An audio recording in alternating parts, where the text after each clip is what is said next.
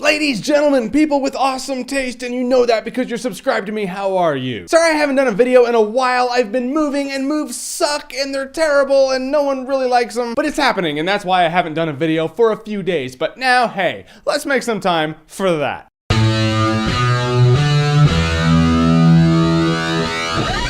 Jack the Giant Killer, or it's Jack the Giant Slayer now because killer's too violent in a movie about giants that eat people. So Jack the Giant Slayer is the story of Jack and the Beanstalk, but you know, that really updated epic type of style that people are doing nowadays with fairy tales, like Snow White and all that. Yeah, now it's the whole Jack and the Beanstalk thing. And I was on the fence about this. I was like, Bryan Singer, he did this movie. He's done good movies. He's done great movies. He's done other movies. But if for nothing else, I wanted to see a really cool epic Jack and the Beanstalk type movie with Ian McShane and Ewan McGregor. Coincidentally, they're both in here. How weird is that? I didn't really wish for that, but if I could go back, I would have. And in this movie, there's a bit of a twist on the fairy tale because, you know, they want to update it, but there's a really cool way they go about it. Long story short, Jack is this peasant kid. He gets these beans, the beanstalk goes up to the clouds, snatches up the princess. Yeah, it's Super Mario Brothers without pipes. And now an armada of guys go up there and Jack's like, I'll volunteer because she is hot. She's way hot too. It's funny, I was watching this movie and I was like, I'm gonna talk about how she's hot, and some subscribers will be like, I knew he would. She's out of control though. I was like, you need to be in more stuff. Funny thing though, Jack the Giant Slayer is actually entertaining. It's pretty much the BFG minus the F. There's just big giants. This movie is rated PG. It's made for kids and families, you know, so you go into this movie going, okay, kid and family movie. In that, this movie actually does have some dark parts where you're like, whoa, that happened in a kid-ish, family-ish movie. But if you go into this movie seeing like, oh yeah, giants are gonna eat people, it's gonna be badass, and you watch it, you're gonna be like, it's almost like it was a rated PG family movie.